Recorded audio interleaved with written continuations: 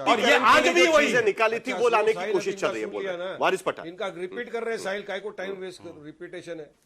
ये देखिए रिपीट कर रहे हैं, ये ध्यान भटकाऊ पॉलिटिक्स है साहिल भाई। वंदे मातरम लेकर आ गए, एप्स्टीन फाइल से सबका ध्यान भटका दिया, मोदी से ध्यान भटका दिया, पुरी से ध्यान भटका दिया, अनिल अंबानी से ध्यान भटका दिया, पूरा के पूरा एप्स्टीन फाइल को ये लोगों ने साइड में लाके रख दिया, ये निकाल के वंदे मातरम वाला टॉपिक। अब मैं इनको सवाल करता हूं कि नई निर्वाचित मेयर बनी है मुंबई के अंदर, उन्होंने कल ही कहा कि सबसे पहले तो बांग्लादेशी को निकाल लेंगे और जो वंदे मातरम नहीं बोलेगा वो एंटी नेशनल है। उसके बारे में क्या बोलना है शर्मा जी को? अभी तो ये बोल रहे कि नहीं मैं तो बोला ही नहीं, हम ऐसा बोलते ही नहीं। अरे आप ही की है पार्टी की भाई, हमारी पार्टी की नहीं, आपकी पार्टी का। उसका बयान तो देख लो, पढ़ लिख के आया करो डिबेट में, नेशनल टीवी पे बैठे हो। अरे साहिल, इनका एक ही काम है, इनको सिर्फ नफरत फैलाना। नफरत फैलाने के लिए इनके पास औजार क्या है? मुसलमानों को गाली करो, मुसलमानों को हैरान करो, उनके जो अधिकार है संविधान के द्वारा दिए गए वो भी छीनने की कोशिश की जा रही है। तो अब क्या मुसलमान जो तुम बोलेंगे वो करेगा? जैसा आप डिक्टेटरशिप चलाएंगे, डिक्टेटरशिप में रहते हैं, डेमोक्रेसी के अंदर हम लोग रहते हैं। अरे आज की तारीख में मुसलमानों की हालत कर दी। लातूर में एक दाढ़ी वाला ट्रेन में जा रहा था, टोपी पहनने वाला, ये लोग 10-12 गुंडे घुसते हैं, उसको मारते। सोचिए, अब देवेंद्र फडणवीस खामोश बैठते हैं। छोड़ दिया बेलगाम घोड़ों को बीजेपी ने, नफरती चिंटुओं को हाथ नहीं रखे, मुसलमानों के खिलाफ नफरत की बकवास करो, बात करो। तो जरा मुझे एक बात बताइएगा, अगर स्कूलों में वंदे मातरम, वारिस पठान चलिए एक बात बता दीजिएगा, उसके ऊपर मैं शर्मा जी से पूछूंगा। स्कूलों में वंदे मातरम आपको गाना होगा, बच्चों को वंदे मातरम गाना होगा। वंदे मातरम तो स्कूल में तो गाना ही होगा आपको, पूरे के पूरे 6 छंद। कैसा गाएगा साहिल? विरोध करेगी पार्टी? कैसा गाएगा साहिल, बताओ ना, कैसा गाएगा आप मेरे को बताओ। आपको साहिल, हमारा ईमान यह है कि हम सिर्फ अल्लाह सुब्हानहू तआला की इबादत करते हैं, हम अल्लाह की वंदना करते हैं, उसके साथ हम किसी को शरीक नहीं कर सकते। शिर्क है, शिर्क। शिर्क तो शर्मा जी यही सवाल होता है, कल अगर 3 बच्चे खड़े होंगे जिस तरीके से केरल में हुआ, चेंज कर देगा।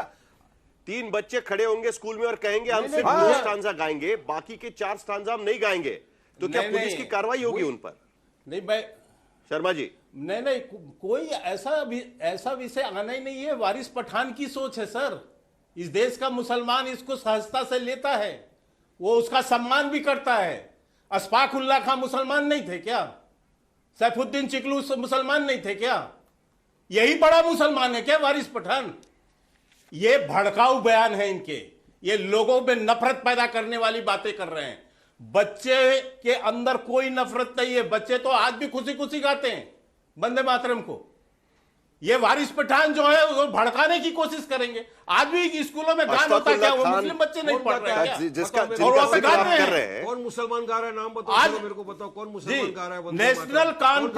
नेशनल कॉन्फ्रेंस में कोई जो है आपत्ति नहीं है। पूरा तो आपको भी नहीं मैं आता ये है। कह रहा हूं, सम्मान, वंदे मातरम के आप डिबेट करते हैं, सम्मान पूरी करना, इनको भी नहीं आती है। ये सम्मान करने की भाषा इनको भेजा सीखनी गया है पड़ेगी। बोलने के लिए। ये पूरा बोलो, सम्मान पूरा बोलो। सम्मान तो इनको सीखना पड़ेगा। वंदे मातरम गाओ, चलो सम्मान तो सीखना ही पड़ेगा। और यदि आप राष्ट्रगान और राष्ट्रगीत का असम्मान करोगे तो दुनिया आपको देशद्रोही ही कहेगी, उसमें सर्टिफिकेट देने की जरूरत नहीं है।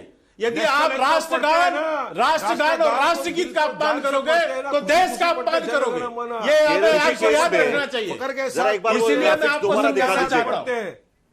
केरल के केस के ग्राफिक्स, ठीक है, चलिए केरल के केस के ग्राफिक्स दोबारा दिखा दीजिएगा। उसमें साफ शब्दों में सुप्रीम कोर्ट ने कहा है कि यह असंवैधानिक है और किसी भी तरीके से ये आप राष्ट्र प्रेमी है या नहीं है। बिजॉय इमैनुअल बनाम केरल मामले में यह फैसला सुप्रीम कोर्ट दे चुकी है, बराबर, राष्ट्रीय गीत पर। मैं साहिल जी बताना चाहता हूं, मैं इसमें जवाब देना चाहता हूं। हाँ, मैं जवाब देना चाहता हूं, सर जी शर्मा, आपको ये प्रश्न बहुत महत्वपूर्ण लग रहा है। बिल्कुल सही कह रहे हैं आप। जब कांग्रेस ने इस पूरे गीत पर राजनीति करते हुए, इसे सांप्रदायिक इसके कुछ हिस्से को करार देते हुए और इसको संविधान में जिस ढंग से राष्ट्रगान को, जनगण मन को स्थान मिला, उस तरह से स्थान नहीं दिया, तो स्वाभाविक है कि सुप्रीम कोर्ट का फैसला ऐसा आएगा। लेकिन आज हम उसको स्थान दे रहे हैं ना, कानून तो हम ही बनाएंगे ना। सुप्रीम कोर्ट थोड़ी ना कानून बनाता है, कानून तो संसद बनाता है। तो फिर आज हम बनाएंगे तो उसी ढंग से फैसले आएंगे। ये कॉन्स्टिट्यूएंट असेंबली में अडॉप्ट किया गया था। राष्ट्रपति राजेंद्र प्रसाद ने खुद इसकी घोषणा की थी, आपको याद होगा। आपने कॉन्स्टिट्यूशनल असेंबली की जो वहां पर बातचीत हुई आपने पढ़ी होगी। राजेंद्र प्रसाद खुद वहां पर ऐलान कर चुके हैं इस बारे में। यहां पर तो होम मिनिस्ट्री प्रोटोकॉल वहां पर बना रही है कि भाई इस तरीके से प्रोटोकॉल होगा, ये आदेश निकाला गया है गृह मंत्रालय से। हाँ, तो फर्क है ना कहीं हाँ शर्मा जी। तो बनाया गया ना ना वो अभी बनाया गया है, उसको प्रोटोकॉल दिया गया है, तो अब सुप्रीम कोर्ट उस ढंग से विचार करेगी, क्योंकि सरकार ने इसको प्रोटोकॉल में ठीक है, डाला है मनोजित मंडल, और कहा है कि इस तरह से उसका सम्मान होना चाहिए। क्या बंगाल में तो उसमें इसे आपत्ति क्या हो राजनीतिक रही है? दृष्टि से देखा और जा रहा है? सुप्रीम कोर्ट क्योंकि अलग तृणमूल चलेगा क्या कांग्रेस की देश से? प्रतिक्रिया इस पर मैं देख रहा था, ठीक है, तृणमूल कांग्रेस की प्रतिक्रिया देख रहे थे, वो कह रहे थे बंगाल के चुनाव आ रहे हैं, इसके लिए किया जा रहा है। भाई बंकिम चंद्र चटर्जी भी बंगाल से हैं, रविंद्रनाथ टैगोर भी बंगाल से हैं, और कह रहे हैं कि रविंद्रनाथ टैगोर की अहमियत, गुरुदेव टैगोर की अहमियत कम करने के लिए इस तरीके का कदम उठाया जा रहा है। तृणमूल कांग्रेस की प्रतिक्रिया में देखा। देखिए इतिहास क्या कहती है, आपको ये पता है शायद कि गुरुदेव टैगोर ही पहले ऑब्जेक्शन दिया था इस गाने के बारे में। That was in 1937। मैं पढ़ के सुनाता हूँ। जी। When Subhash Chandra Bose wrote to Tagore, there was a committee in 1937 when Congress wanted to adopt ये गाने को राष्ट्रगीत बनाना चाहते थे। 1937 पहले हुआ था, और उस कमेटी में मौलाना आजाद थे, गुरुदेव रविन्द्रनाथ टैगोर थे, सुभाष चंद्र बोस थे और जवाहरलाल नेहरू भी थे। तब गुरुदेव ने क्या किया, आपको मैं पटेल पढ़ भी के थे, सुनाता हूं। सरदार पटेल भी थे। ये बिल्कुल आपको सुनाता हूं। 1937 what Rabindranath Tagore said, the core of Vande Mataram is a hymn to goddess Durga. This is so plain that there can be no debate about it. Of course, Bankim Chandra does show Durga to be inseparably united with Bengal in the end, but no Musalman can be expected to patriotically worship the 1,000 deities of Swadesh, our land. The novel ठीक है। Anandamot is a work of literature, and so the song is appropriate in it. But Parliament is a place of union for all religious groups, and there the song cannot be appropriate. एक गुरुदेव रविन्द्रनाथ टैगोर ने कहा था। किसके किसके request में? On the request of Subhash Chandra Bose, 1937। आपको अभी ये क्यों कर रहा है हम सबको मालूम है। और ये गुरुदेव यही बंदा जो थे, गुरुदेव रविन्द्रनाथ टैगोर, उन्होंने गीत को पॉपुलर किया है। मैं सुने पहले बात और एक इतिहास आप बताइए ना मनोजित जी, मैं बता रहा हूं ना, आप बताइए ना क्यों कर रहे हैं, आपको क्यों लगता है कि ये किया जा रहा है? इतिहास बीजेपी के प्रवक्ता कह रहे हैं कि 150 साल हो गए इस गीत को, इसीलिए हम कर रहे हैं। बिल्कुल नहीं है। इन लोगों को एक बंगाल से एक हीरो को अप्रोप्रिएट करना है, और इनको बंकिम चंद्र चटर्जी को पहले चुना है।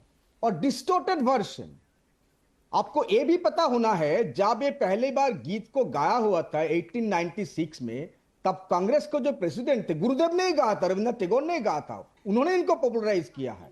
नहीं, यानी आपका मतलब है कि बंकिम चंद्र चटर्जी सेक्युलर नहीं थे और गुरुदेव टैगोर सेक्युलर थे, इसीलिए गुरुदेव टैगोर की अहमियत खत्म करने की कोशिश हो रही है, आप कहने की कोशिश कर रहे हैं। देखिए ये एक इतिहास है, दोनों अलग रास्ते पे हांटते थे, ये हम सबको पता है। Anandmath was appropriate at that point of time. Bankim Chandra Chatterjee ने जो लिखा था दैट वाज एप्रोप्रिएट, और वंदे मातरम भी एप्रोप्रिएट जब हमारा सेनानी स्वाधीनता संग्राम में जा रहे थे। अभी दुनिया बदल गई है, और असली आजादी लिबर्टी का मतलब क्या है? Thought and expression. अभी उसी का गला आप खट रहे हो। अगर किसी मुसलमान ने चाहे इस गीत को गाए तो उनको गाने दीजिए, किसी अगर नहीं चाहिए तो उनको मत गाने दीजिए। अब जबरदस्ती अगर करोगे, इसका मतलब है तो हमारा इथोस है, वही आजादी का इथोस को आप डिस्ट्रॉय कर रहे हो। ये हम नहीं कर सकते हो। ये संविधान तो कहीं ना कहीं बंगाल में इस पे राजनीति के तौर पर देखा जा रहा है कि एक मौका और कि जिसके तहत ये गीत लाइए और उससे एक बार फिर ध्रुवीकरण की राजनीति, कोई ना कोई विरोध करेगा और फिर कहा जाएगा देखिए हिंदू मुस्लिम इस तरीके से हो रहा है, जो मनोजित मंडल कहने की कोशिश कर रहे हैं। कुल मिलाकर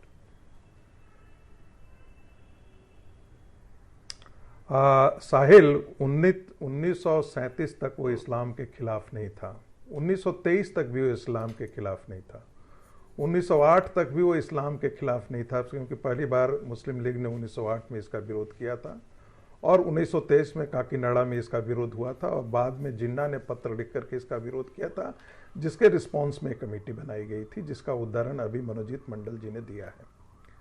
सवाल यह है कि बिल्कुल सही, 1947 के बाद तो भारत बदल गया है ना। तो माना तो यह गया ना कि जो मुसलमान मुस्लिम लीग की मानसिकता से जुड़े हुए थे वो तो पाकिस्तान चले गए थे। सच्चाई यह है नहीं, सच्चाई यह है कि इस देश का मुसलमान एक कंपोजिट नेशनलिज्म के लिए नहीं लड़ा, 1930 के बाद वो पाकिस्तान के लिए लड़ा। भारत की आजादी के लिए नहीं लड़ा, वो पाकिस्तान की आजादी के लिए लड़ा और पाकिस्तान के लिए लड़ा। दुर्भाग्य है कि पाकिस्तान के पक्ष में मतदान करने वाला भारत का मुसलमान चले, इस बीच जो हम बात कर रहे थे वही हो रहा है संगीत रागी, उस पर आपकी प्रतिक्रिया चाहूंगा। वंदे मातरम पर केंद्र को all India Muslim personal law board की चुनौती है और उन्होंने कहा है कि अगर यह अधिसूचना वापस नहीं ली जाएगी तो अदालत का दरवाजा खटखटाएंगे। सरकार से अधिसूचना वापस लेने की मांग की है, अगर वापस नहीं लेंगे तो कोर्ट जाएंगे। All India Muslim personal law board की तरफ से यह बयान आया हुआ है। संगीत रागी, देखिए, मुस्लिम पर्सनल लॉ बोर्ड तो उसी बात करेगा, वो इस्लाम की बात करेगा। सरिया का कानून तो है कि चोरी करोगे तो हाथ काट लिया जाएगा, इनके हाथ काट लिए जाने चाहिए। कुछ गलती करोगे तो इनको कोड़े मारे जाने चाहिए। अरे लागू कर दो ना वहीं पर यूनिफॉर्म सिविक। ये जब कहते हो कि इंडियन पिनल कोड लागू करो तो इस्लामिक लॉ लागू करो ना। तुम्हारी वैसे ही पिटाई, कोड़े से पिटाई होनी चाहिए, सारी चीजें जाने हैं।